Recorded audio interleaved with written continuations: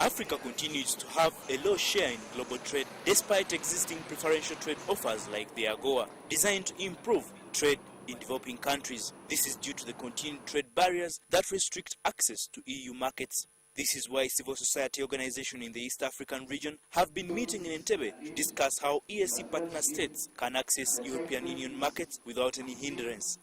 The issues of trade is important to the EAC and trade is important to everybody. So we felt that we need to look at regional development. Secondly, the World Trade Organization talks have collapsed, and we think that we need that back on course. We need it. It is very important. It is urgent now, and we thought we'd talk about that.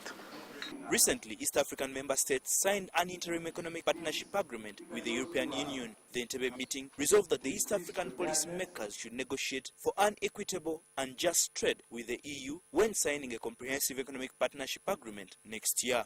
We cannot forever be exporting raw materials to European markets and USA markets. We should be able to add value and then get more dollars or more Deutschmarks or more pound sterling. But every time you add value, then you are faced with what we call tariff escalation. So that is one of therefore taxes become barriers to our adding value and dealing with those rich markets. The meeting also emphasized the need for the American government to intervene in the rejuvenating the World Trade Organization talks. This is hoped will eliminate barriers to trade for developing countries who still have a problem in accessing EU markets. Actually, Obama can do for us one important thing. Let the Americans know that the interests of poor countries are very important.